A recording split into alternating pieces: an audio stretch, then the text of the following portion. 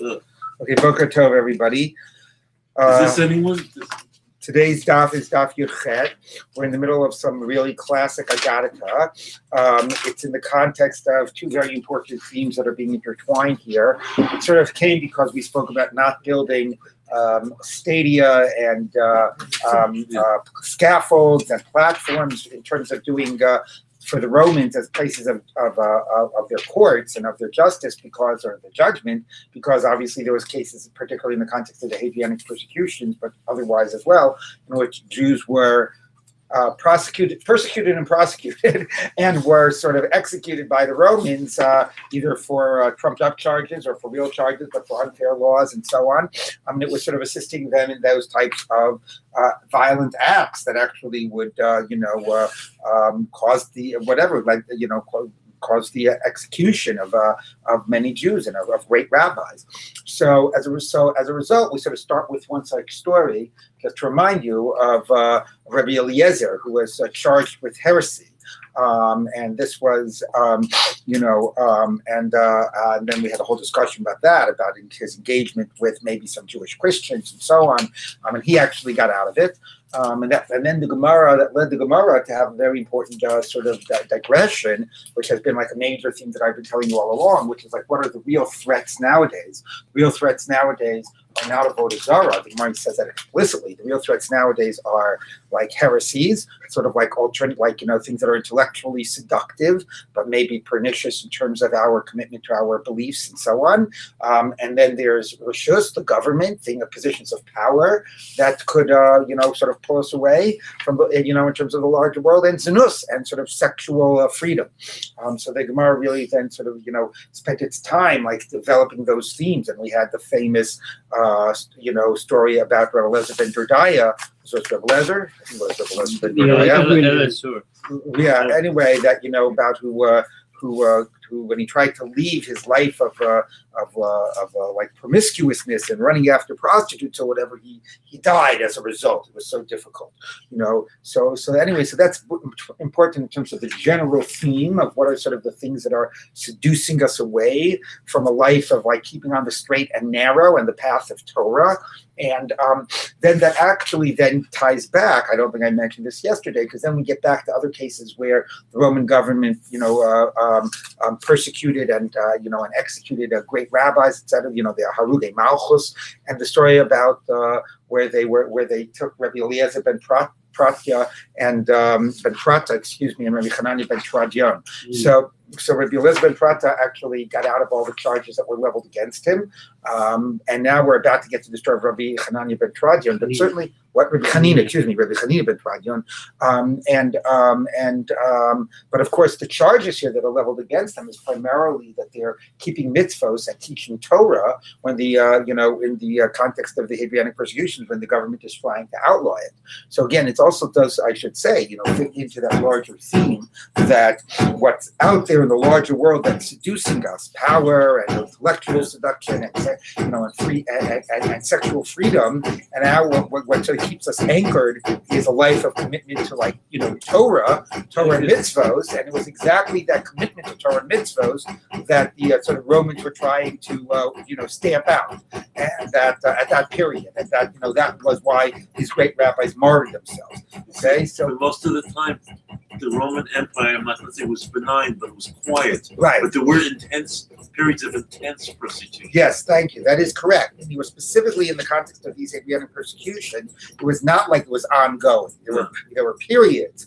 I think you said that extremely well, of intense persecution, and like the rest of the time, it was like, oh, it's a lot.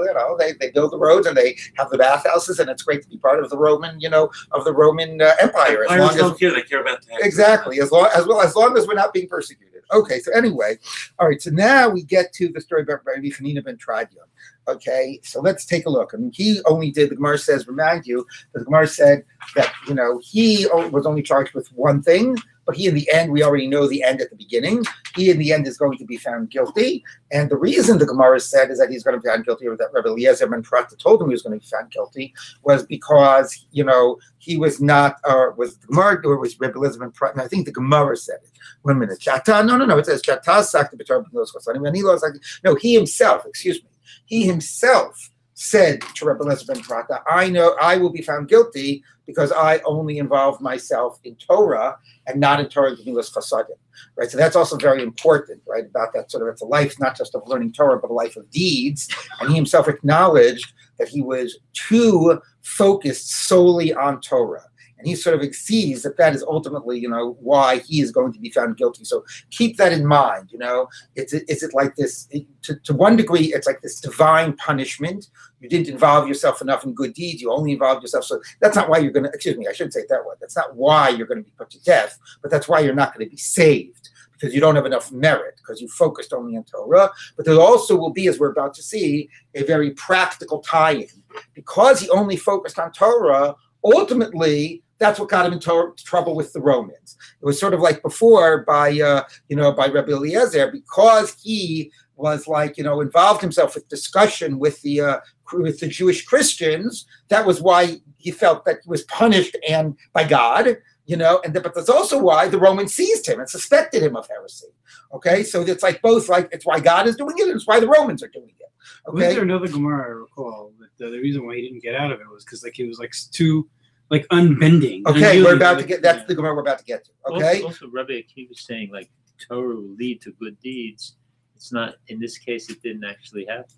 Right. Well, some people focus only on Torah. Exactly. All right. So bottom of Yud Zayin Amud 3 lines from the bottom. So Asyul Rabbi Hanina ben Tradius. We already know the end. Right? He says, I know I'm going to get executed. I'm going to end. It's because I only focused on Torah. So they brought Rabbi Hanina ben Tradius. Amrulay. So the Roman said to him, Amaika sakta be'oraita. Why did you involve yourself with Torah? Now, the Maharsha points out that this is different to what they said to Rebbe Eliezer ben Prata. To Rebbe Eliezer ben Prata, they said tanita, which is the word of rabbinic literature. Okay, and somehow that suggests itself more in some type of a private context. Asakta be'oraita. And we're going to see the whole idea of the Sefer Torah. You involved yourself in Torah, and there's going to be this much more sense of this public teaching of Torah. You see, the Romans, for the most part, weren't anti-Jewish. It was political. Right. Some individual Roman senators and writers were. Right. But it was a political. Yeah. Yes, that is correct. Okay. Amrlu, he said to them, Kasher tzivani Hashem Elokai. I'm doing like the Lord my God teaches me. So he sort of threw it in their face. Again, this evokes what we taught yesterday, contrasted to Rebbe Eliezer, where they said Rebbe Eliezer was very smart. He both sort of spoke about God, but he did it in a subtle way that they were thinking that he was talking about them. He said, Neman alai hadaya. Right? This Rabbi Hanina ben Tradion is the same way the teaching of Torah was more public. His response here, he's just very in your face. I'm going to publicly do it without any consideration of the consequences. Okay, so he's not very subtle or figuring out not just diplomatic, right? He's not very he's not being very smart in a practical way here. Okay, miyad gozru alav lisreifa. Okay, that's it, chutzpah. So we're going to burn you. We'll execute your wife. Your whole family is now going to get, to be punished. So you can understand. And the daughter will put her we'll put her amongst the prostitutes. Yeah, we don't know maybe the theology state behind prostitutes. I don't know what. We know the theology behind him. He said, "I didn't do good." All right, let's keep on reading. All right, wow, Michael, just a little patience. Okay, everything you said so far. Okay, so. A lovely stray for Shaya Hoges or Shem Biotiotov. Now, the Gemara wants to understand why did he get this punishment? Okay, now because yesterday we sort of said that since he only involved himself in Torah and nothing else, he wasn't saved. But saying you're not saved doesn't explain why you're punished. Why was he being punished? What did he do wrong? So he would articulate God's names, exactly as it's spelled. He wouldn't say Adom, and he said the Yud Kei Vav Kei. He said it explicitly the way it was written. Okay, now Rashi says it means he used the 48-letter name of God, which had all these superpowers. But Tosfos just says he just explicitly said God's names. I think Tosfos' explanation also fits better in the larger theme of what's going on here. So the Hechi Avihachi. I'm sorry, what did Tosfos say? He just said God's name explicitly. Yud Kei Vav Kei. The Hechi Avihachi. How did he do that? Meaning, okay, it's one thing to say he was punished, but he wouldn't have transgressed something that was clearly violated, right?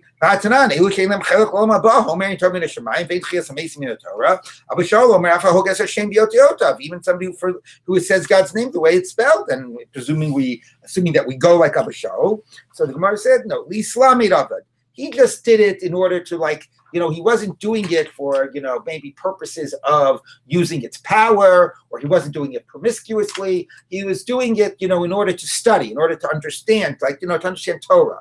And again, this is very much consistent. Well, we'll see then why did he punish? Figure up your mind. Either why did he violate or why was he punished? So we'll get there. But the point here is that he's doing it for the sake of of study, it's all about Torah study. Okay, so not this is whatever. Anyway, the Islamic of it. Kidatanya lo sumad lasot. You can't learn about how the non-Jew, the non-Jews worship their gods, but because you're interested in it, that you might want to do it. Okay, but if you want to just understand it, like for Torah purposes, it's allowed. So somehow we make an analogy that since that's true over there about the studying of other religions, it's true here about saying God's name explicitly. So then the Gemara says, "Elamai time yanish." So okay, if it was allowed, why was he punished? Because he did it in public. And this is, of course, foreshadowing exactly what the problem is going to be. And exactly what we've already seen the problem is. Like a little subtlety, please. Like, do it more in private. Do your teaching of Torah in private. Do your saying of God's name in private. For him, it's like everything is out there. I believe in this. I don't want to have to work to accommodate the Romans in any way. Not in terms of my practice and teaching Torah, not in terms of whatever, not in terms of how I respond to them when they're when they're about to prosecute me. I'm not going to try to accommodate myself at all. Okay, so if I'm going to learn God's name, I'm not going to care about the consequences that other people might be overhearing or whatever. I'm just totally focused on my learning of Torah. What? Yeah, not necessarily intentionally provocative, but completely uncaring about the consequences of doing it, in a non-accommodating way. You feel like under the Soviets, if you learned in the apartment, no one cared. But if you went up there in public, there you go. It's a good analogy. Yeah. Okay, Val Ishto lahariga. Now, why did his wife get executed? Because she could have maybe stopped him. Okay, and she didn't protest. This is what are you talking about? That's what we should be very sensitive to nowadays. All what's it called about the passive enabler? All whatever. Not that he was evil, but what's the line? All evil men need to succeed is for good men to stand by and do nothing. Something like that. But this is people that into the Chelek Olam Haba. So she enabled his sin, so therefore she got killed. No. It's not. It's not the problem of Chelek Olam Haba. Chelek Olam Haba he had because he was doing it Islamic. They're doing it for Hesia. The problem was that it was not proper respect for God's name. It wasn't the act of Hogas Hashem B'Yotiyotov. It was the act of Hesia. Okay? She didn't protest. She didn't stop it. Anybody who has an ability to stop, you're a passive enabler, and you don't stop, you are punished with that person. And then all this implication is almost as if you were an actual perpetrator yourself, and not just an enabler, not the exact same death penalty. That's American law. If you have anything to do with the conspiracy, if you drive the no, that's different. That you're an active member of a plan. This is just you're a passive enabler. Okay, but a passive enabler, you actually get almost the same punishment. I mean, they both get killed, just her not as horrifically as him. What? Could you apply this to our responsibility to act in terms of the political situation? Of course. Well, yeah, in all cases, right? If you think injustice is being done or whatever, what does it mean to be a passive enabler? That's very much also in terms of this whole Me Too. How many people knew about stuff and didn't do anything, right? Going back to Harvey Weinstein, and in general know things are going on and just are being passive enablers. So that allows evil to flourish. Okay. Most people in the Holocaust weren't collaborators. Exactly. Most people in the Holocaust, right? Exactly. Bystanders. Exactly. Okay. Still pretty harsh. Yeah. He did it with Lame Barabim. Is that what we're saying in the end? Or just did it? Yeah. Now, why did his daughter deserve to get punished to become a prostitute, to be put in the house of prostitution? Once she happened to be walking in front of some great Roman personages, and they looked at her and they said, "Oh, look how beautiful her footsteps are." Oh, which is actually they're paying attention to her, but it's not like she's she's being provocative or whatever. She's not dressing in an immodest way, or not. I was talking about dressing. Anyway, she's not acting in a provocative type of a way, but they took notice of her. Okay, and she said, people like when people pay attention to them. So she started being very careful about how she walked, even more careful, so that people would like notice it. So what? So yeah, the sin of my footsteps or of my heels, wrap around me. Things that people treat as trivial this world, they just trample on it like with their heels. It's like it's not even recognized as weighty, because you're so sort of like disregarding of them. So they will wrap around you for the day of justice. Okay, so anyway, but obviously that was a play on the word about footsteps. Yeah. Okay, but anyway, but the point being, there's like some mida connected mida here. She wanted people to pay attention to her. She didn't even go out with that intention, but once she saw people were paying attention, she wanted a little bit more attention, and it was obviously connected to some sense of like male attention and whatever. So as a result, now she's going to be turned into a prostitute. Seems pretty darn harsh, you ask me. Okay,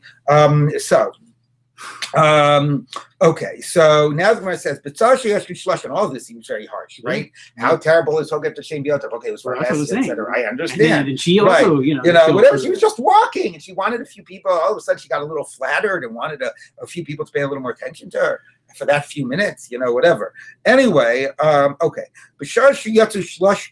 By the way, though, notice themes that the Gemara made before, right? What were sort of the actually. I'll pause on that for a minute. Okay, when the three of them went out, and they were to be executed, or her to be put in this place of prostitute. They what's the English word for it? Anyway, they sort of said that God's justice was just. The tziduk hadin, we have this thing of tziduk hadin, which is what you say at the time, like of a funeral, and when you're taking, which basically recognizes that you accept the justice of God's judgment, even though things sometimes don't make sense, and as we see right now, it seems completely disproportionate to what the sin was. This profound righteous act of how do they translate it in English? I'm missing the right words. What? Tziduk hadin, of probably justified, the righteousness of the judgment. The righteousness of the judgment. There's a better word. Accepting the. Yeah, I know. There's a better technical word for tziduk hadin. Whatever. Anyway, we're going to go on. Okay, so accepted the justice of God's judgment. Fine. All right. That's not the word I was looking for. Yes. Okay. Tziduk hadin. Okay. Hu Amar. He said, "Hatzur tamim pa'alo." The rock, right? Perfect is his ways. The Ishto Amar El Amunah Ve'in Avil, which is the end of the same pasuk. A God of trustworthiness or of faith. There is no perversion. Bito Amar Gadol Ha'itzav Rav Ha'aliyah Asher Einechet B'kuchot Al Darchei Ish Lagid Lish T'Paro. I forget the exact pasuk. Anyway, great is the understanding, that your eyes are open on all the paths of people to give everybody what is his due. The end, the really punchline is the end of it. That you God give everyone what is their due. I'm a Rebbe, said Rebbe. So the word tzaddik here is completely repeated. How great are these righteous people that the verses that are the verses for the tziduk hadin, presumably the meaning that we use nowadays, in our liturgy of tziduk hadin, it occurred to them at the time when the justice was being done. They exactly somehow knew the right psukim that they should be saying. Because normally you say the tziduk hadin. Prayer a person says before he's likely to die. Right, that's true too. That's a very good point. Thank you for mentioning that. Right, normally you say that's a good point, because I was going to say normally you say the tziduk hadin like the mourners say it after a death. Here they're saying it about themselves when they are about to die. Right, and it was just pointed out actually, somebody if they're doing a vidui on their deathbed, that also what. Yeah, it's the same thing. Right. That also is the time to do the Levito is the confession, to do the tziduk hadin, which is sort of accepting the death that's impending. All right. So anyway, but it's interesting, right? Because here we're still calling them tzaddikim, even though we're saying they did a sin that was worthy of being punished. So somehow we're sort of holding both realities, that they could be these totally righteous people, which we assume they are, and it seems like a completely disproportionate reason that they're getting this horrific punishment, and they're still doing a tziduk hadin, and that that's part of what makes them tzaddikim. And yes, somehow we also have to do the tziduk hadin and somehow accept God's judgment. Okay, so all right, so now it says. Okay, Tana Rabbanan, we talked. Now we're going to go a little backwards. Now we already know the end. Now we already know the end of the story. Now we're going to zoom backwards to find what, a previous story that predicts this end. Okay, so we're almost going to like tell the same story in a different way. Okay, Rabbi Yossi ben Kisma, when Rabbi Yossi ben Kisma fell ill, Rabbi Chanina ben Tradion Levakra, Rabbi Chanina ben Tradion, who now we know what his end is going to be, went to visit him. Amalo, so he said to him, there was Rabbi Yossi ben Kisma on his deathbed, and he said to this, Chanina who came to visit him, Chanina, my brother, what are you doing? You're publicly defying the Romans. Don't you understand that they have been given reign, power, dominion by God? It's clear, that's the way the world is working, and that this is all somehow part of God's plan. Okay, meaning it's not just that they're powerful, but God is trying to stop it. It's clear that this is part of God's plan. If they destroy the Beis Hamikdash, God would not allow them to do that if this was not part of God's plan. Look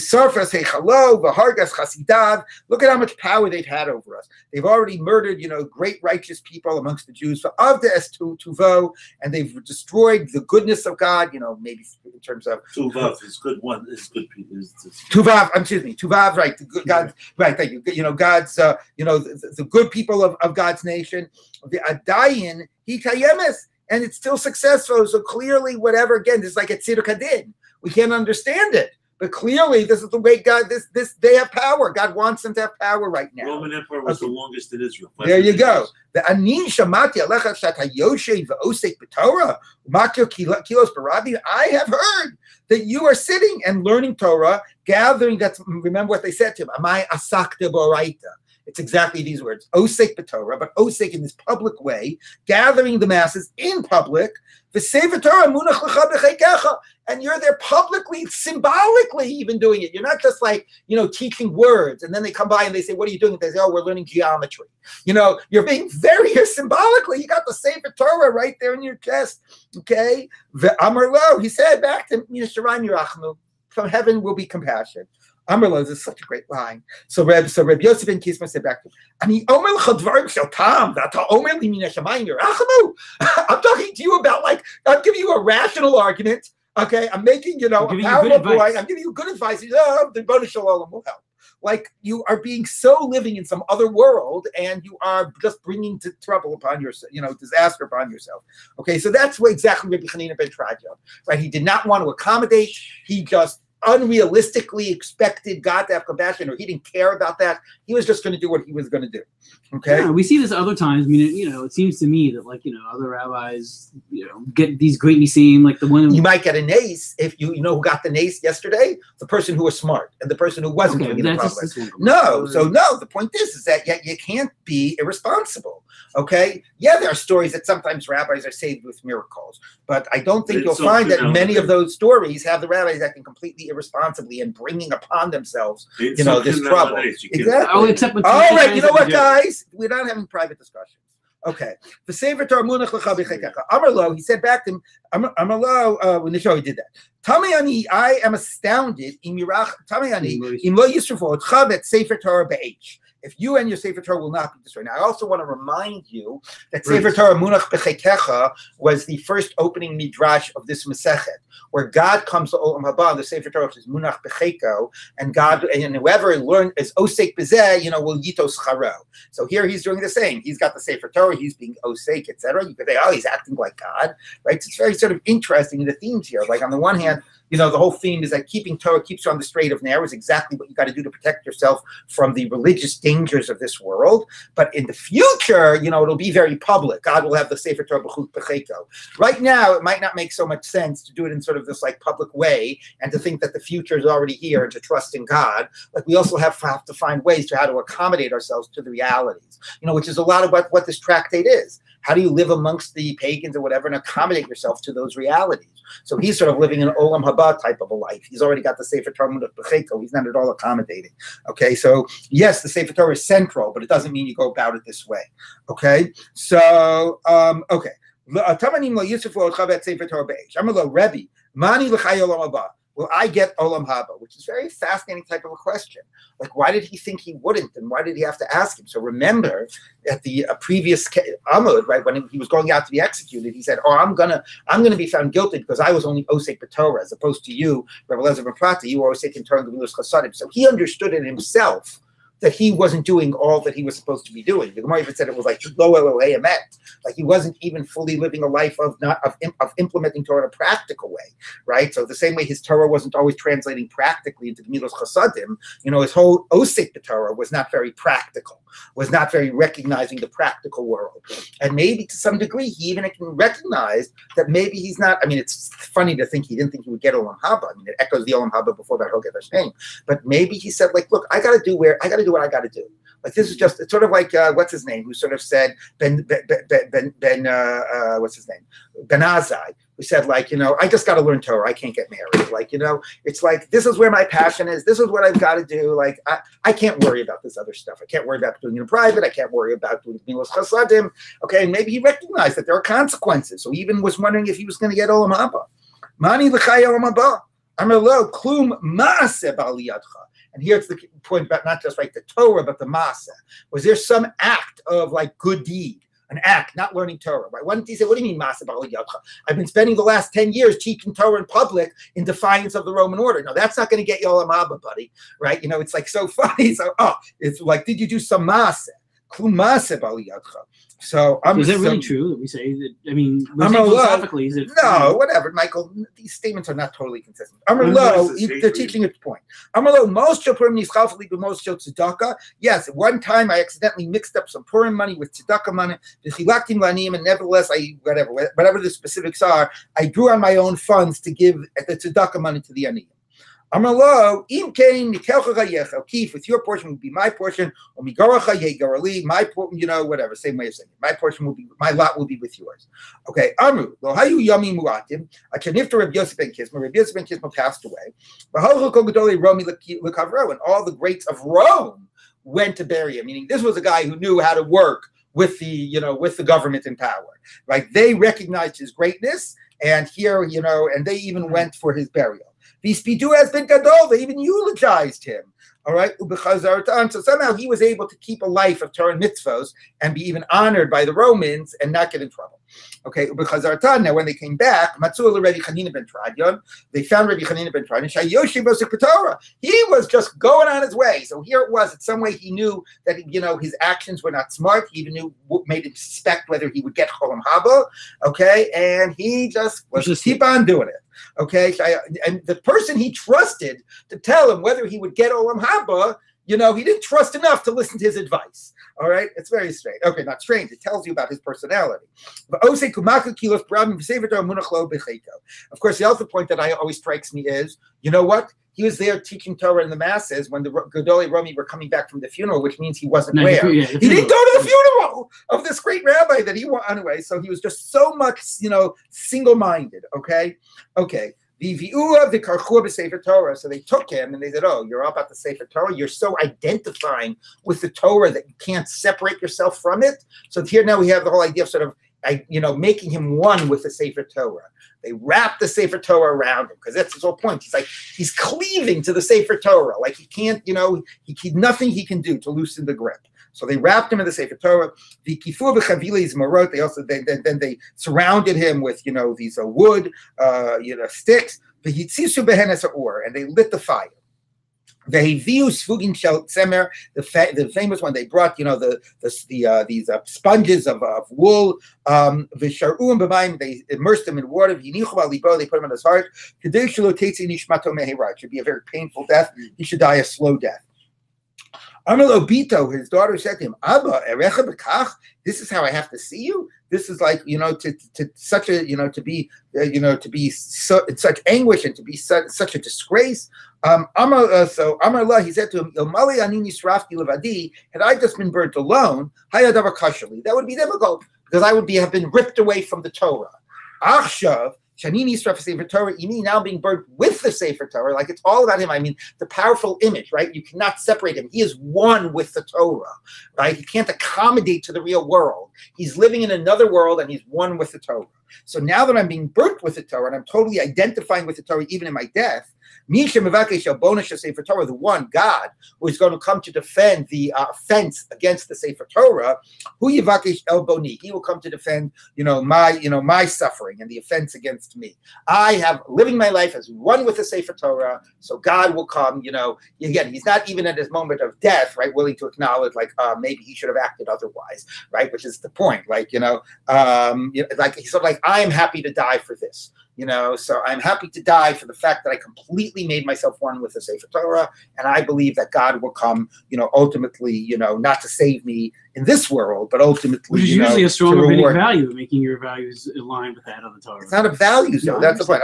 Okay. Amalo Talmidav, his Talmidim said to him, Rebbe, Mata Roa, what do you see? Amalahen, Gilyoni Srafim, I see the meaning, like the Marsha and others say, they sensed something unusual was happening, or maybe they just assumed that he would have had some vision, but they sensed something unusual was happening. So what do you see?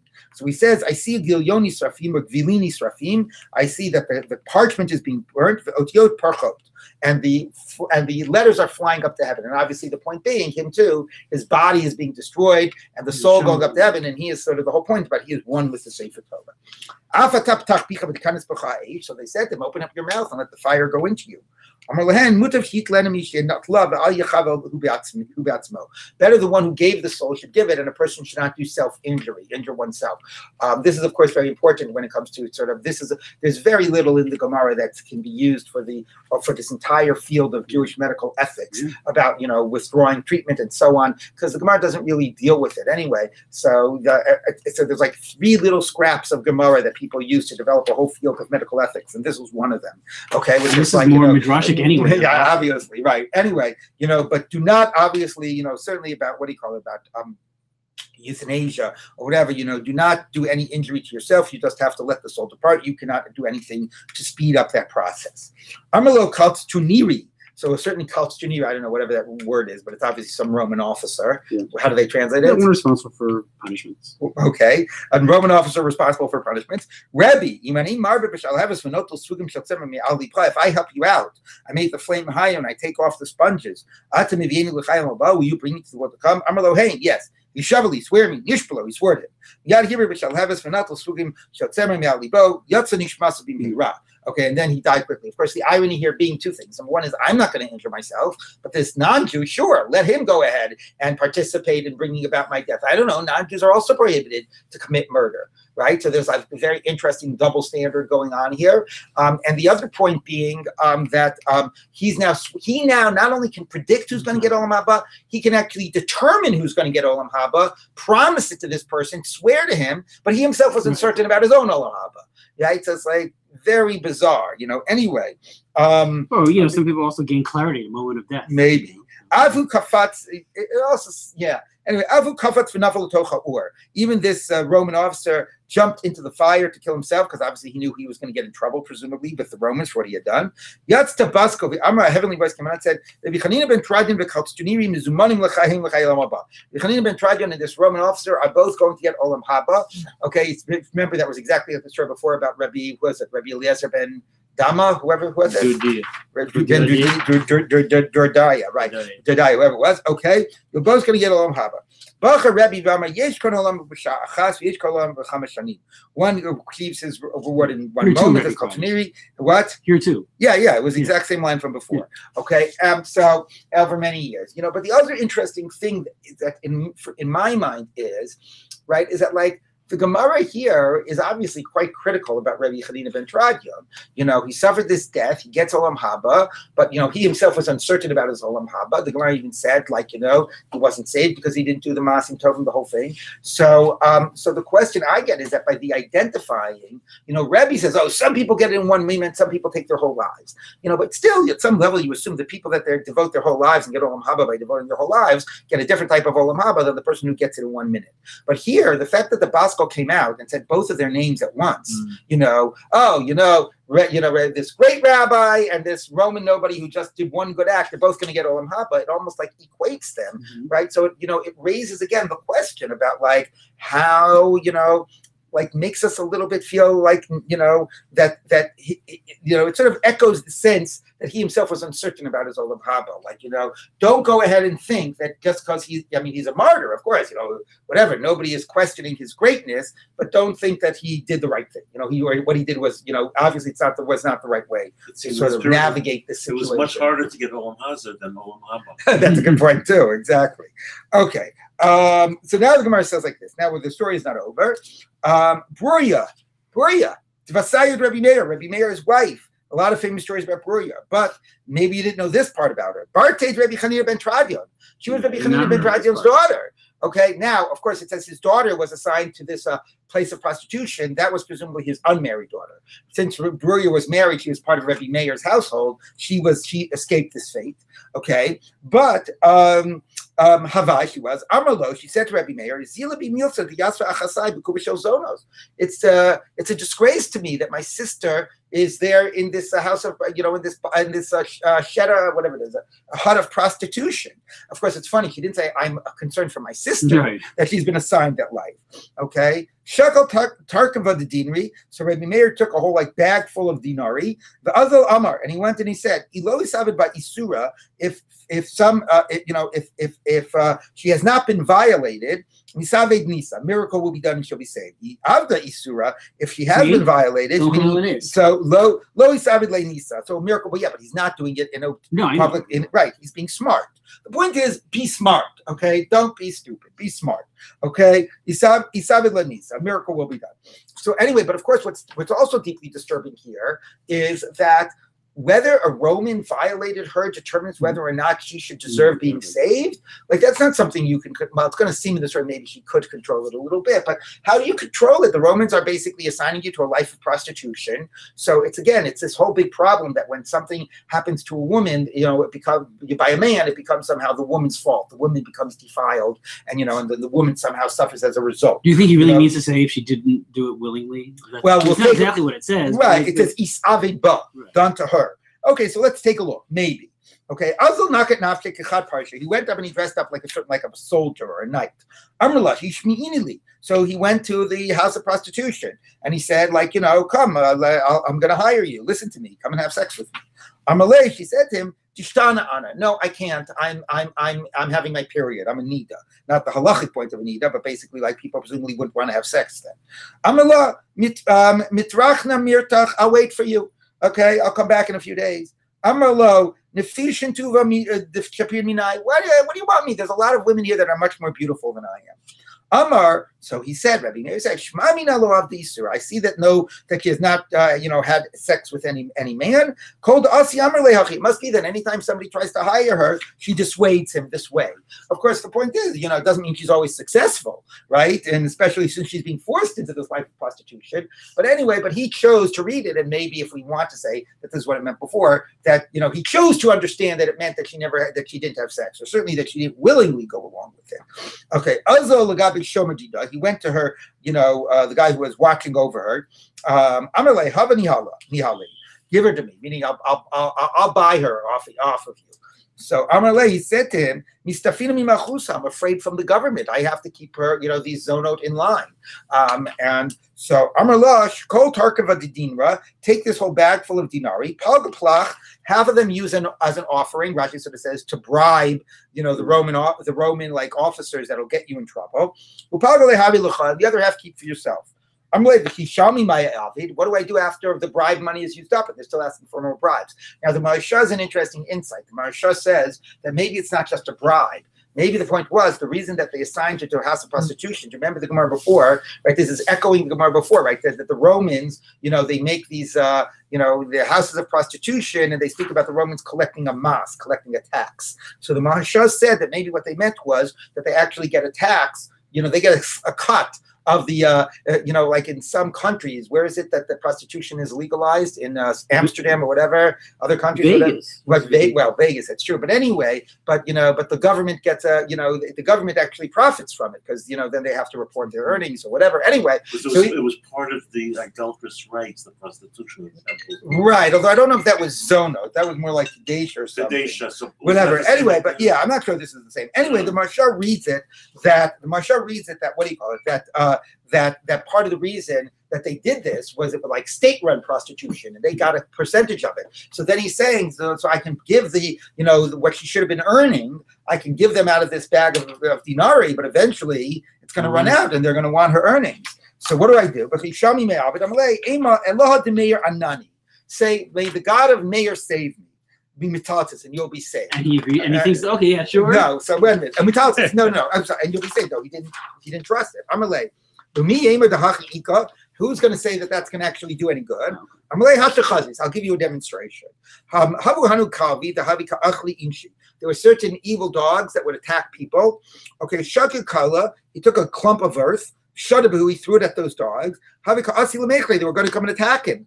Amar, Allah de Meir Anani, God of Meir, save me. This is what Rabbi Meir said. Shafkua, so they let him alone. Okay, so therefore he said, oh, I see that works. So Yahivale, so he gave him the bag of dinari, and then he saved the sister. Lusof Ishamim Yosef Malka. Eventually, this was heard in the house of the king, by the government. Asyu Askul is Zakifa. So they took him and they were going to execute him, not Mayor, the Roman officer that let her go. Crucify him. Crucified. Right, probably. Yeah, right. Rashi says hang him. You're right. It could be crucified. Amar, and he said, Allah the Meir Anani, God of Meir, save me. So somehow he couldn't be hanged or he couldn't be crucified. Something happened. The Gemara doesn't fill in the details, but saying that saved him, prevented him from being executed. Okay, they tried, and his neck was like iron and couldn't cut his neck off. I don't know, whatever. Okay, anyway. Bring it up Midrash with Moshe, right? Exactly. So Amrulay, my high. Tell us the story? How did this work to save you from execution? So Amrulay, Hachi Havi Maase. He told him the whole story. They went and they engraved Rabbi Meir's face. They must have had one of those sketch artists. Okay, he had to say, okay, his chin was a little more like this. They got a whole sketch of him. They did a most wanted poster. They put they carved in the face of Rabbi Meir by the opening gates of Rome. And they said, anybody who sees somebody who looks like this, bring him to us. Okay, he was like one of the most wanted, wanted, dead or alive, Rebbe Meir. Yom Echad Chazua. One day, they saw him. I don't know what Rebbe Meir was doing in Rome, but one day they saw Rebbe Meir, or maybe they saw him outside of Rome, but they by then knew his picture, right? Maybe there was a price on his head. Okay, Rada Basrei, they ran after him. Right Mikamayu, he ran away from them. Al-Bezonot, he went into the house of prostitution to save himself from them because they figured, Rebbe Meir would never go into a house of prostitution. Others say that no, what happened was the way he faked it was that there was a pot there of non-kosher food or food just cooked by non-Jews. Tamash Baha, he dipped one finger into the pot, Umatak Baha, and he licked his other finger. So people thought that he was licking the finger that was dipped in the pot. See, here he's being practical. Exactly. That's the whole point. This is how you deal with the Romans. You don't go and make a big public statement. You make a side deal. You figure out how do you smuggle some Jews out of Europe while they're not whatever. You figure out the way. You're still willing to be so much though. What? You're still willing to be so much. When necessary, of course, but you do it in a smart way. Doesn't Rabbi Akiva that story about the fox and the fish or whatever? Yeah. That he has to do teach the Torah because it's like although I think that's a little bit different because we'll get to that story coming up. But anyway, but there's a question about, well, that's a good question, but that story wasn't in public. I don't think that story was in public. Anyway, but that's a good question. I will have to look at that midrash. Okay. Igad Amri. Okay, Igadami As Eliyahu, a third version is Eliyahu came, Idmiluhu Kizona, and he looked like a prostitute. Karachte, and he wrapped himself around Rebbe Meir. Ami Chas v'Shalom, oh God forbid, the Romans said, God forbid this should be Rebbe Meir. Rebbe Meir have a law of the Avidah. If this was Rebbe Meir, he wouldn't act this way. Okay, come Arak. So finally, Rebbe Meir got saved that one time, but Rebbe Meir, again, being very practical, realized that this was not going to mean that he was always going to be saved. So he got up and also to Bavel. He ran away to Bavel. So I bet you didn't know that the Rebbe Meir actually took refuge in Bavel. And some say it was this story. And some say it was another story with Peruria, which actually was also like a terrible story that Peruria was sort of mocking the statement of the rabbis that Nashim Tatikala gallows, and Rebbe Meir wanted to prove her wrong and hired somebody to seduce her and whatever. It worked. It worked. It was a terrible story. Okay. Anyway, where's the story? Rashi quotes Kedushin. All right. Tana Rabbanan. Now, okay, so that is the end of those fascinating Gemaras about these rabbis being executed, right? And on the one hand, sort of the threat of the larger world, as we see right here, prostitution, the power of the government, right? These are the threats. Before we had Minos, heresy, that wasn't so much a dominant point right here, okay? And the way you keep on the straight and narrow is Torah, but you got to be practical. You got to figure out how you're going to accommodate, right? Okay, so now we get back to this issue because we had mentioned stadium, and don't build a stadium because it's a place of violence, okay? And now we're going to talk about some of the issues around the stadia, not just about violence, but another issue, which also ties into this, again, theme of what are the real threats of the larger world. So these very nicely intertwined Gemaras here. Tana Rabbanan. Haholech litztadinim, the one who goes to the stadia, u'lecharkom, and to a karkom, which is basically when circus. No circus we're going to get to. Karkom is fortified camp. Right. It's when people are basically besieging a city. So if you imagine, if you lay a siege against a city, it's a lot of sitting and waiting. Okay, so you go there, and then people are basically they're like, I don't know, they're having they're like they're having a grand old time waiting for the city to fall, right? They just have a lot of free time on their hand. Okay, Virasham, and you see there people doing like all of these interesting types of activities. As in Chashim, as Chavarim, you see like the magicians and the snake charmers. Bukin, Mukin, Mulin, Lulin, Blurin, Solgurin, all these interesting things. Basically, were like mimes and jugglers and all whatever. I mean, it was like a fair. Yeah, exactly, a fair. That's a good point. Right, exactly. And you see all this fun stuff, and you go there. What's the big deal? I'm just having myself a good time. Hooray, Moshav Leitzim. That is a place where the mockers dwell. I mean, Leitzim is a good question what that means, right? Does it mean frivolous spending of time? It's sort of like, Sansino translates it as scornful, but scornful seems to not appropriate. I mean, like mocking. In modern Hebrew was the clown. Clowns, right? Clowns, like a joker, a mocker. You never take anything seriously. Everything is a joke, etc. Okay, so big deal. Praises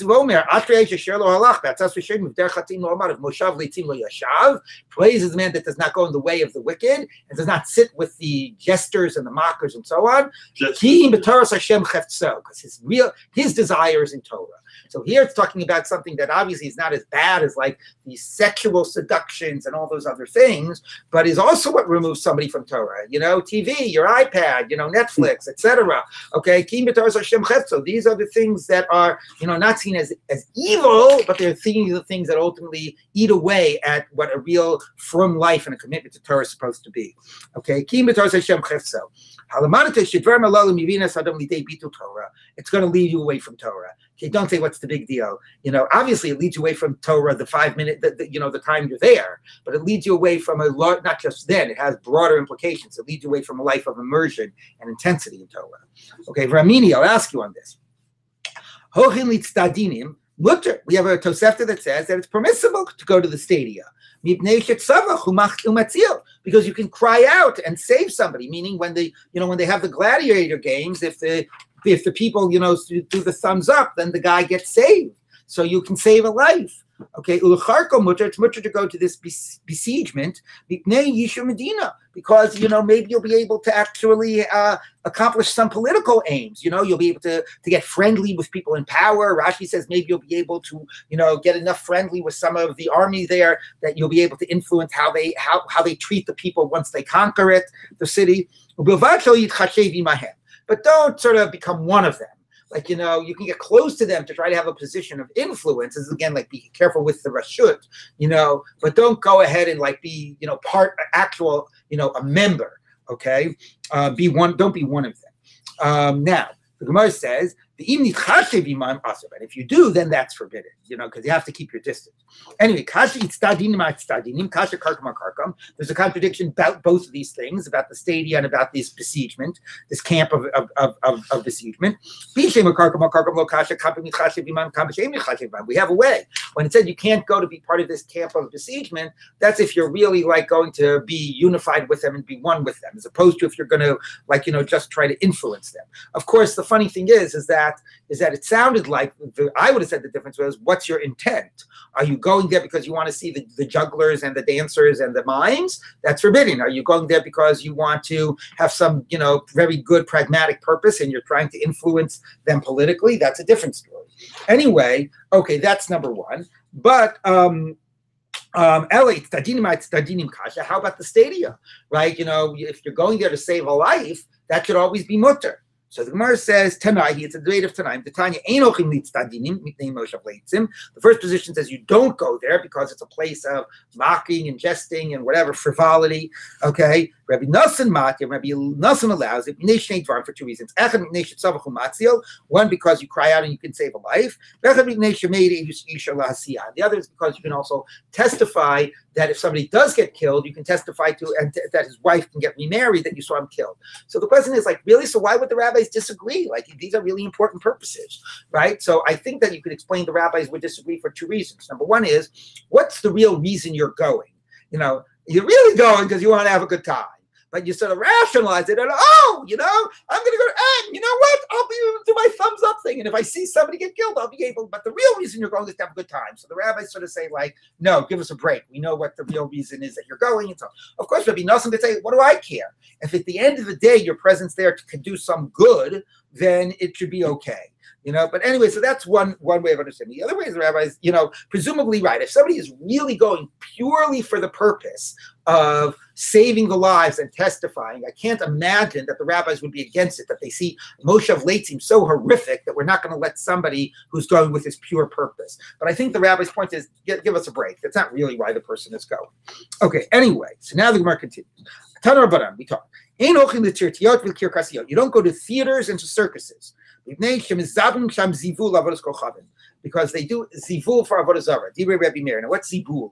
So Rashi says it means they do gatherings for AvodahZarah. But Tosos, I think, correctly says that this is a classic way in which the rabbis, I told you before, this is a great word, dysphomism, it's as opposed to euphemism, where they take a word that is relating to another religion and they make a slight change so it's derogatory. So Tosa says the real point they're saying is mizavchim sam zibuach lavodas kochavim. They make sacrifices to AvodahZarah. But when you change the chet to a lamed zivul, it means dung. Okay, so they gather up dung for AvodahZarah, which is a way of saying they make sacrifices. Okay, like I told you, you have in zivul. Well, no, that's what Rashi says. Okay, from Zevel is what Tosha says. In the time of the Rishonim, when they talked about the houses of prayer, they called them Beis Tifla, not Beis Tefillah, a house of nonsense. Anyway, when the sages say, Mokum shemizavli nasr, no. If it's a place where they do sacrifices, it's forbidden. Because it'll look like you're participating in AvodahZarah. And that's why that's forbidden. And when they don't do sacrifices, it's also forbidden because of Moshav Leitzin. So the Gemara says, so who cares? It's also for one reason or the other. Why are you making this distinction? So the Gemara says, my benayu, who cares what reason it's usher? Either way, theaters and circuses are usher. So Amar Rabbi Chanina Misura, Nasav and Nasav. The difference is if you do business when you're there. Okay, if it's about AvodahZarah, then any proceeds from that business you have to destroy. Right? We learned that before. But if it's not about AvodahZarah, just about Moshav Leitzim and a waste of time, we're not going to fine you to get rid of the proceeds. Okay, so one more drashi here about this Moshav Leitzim. What's meant by the verse? If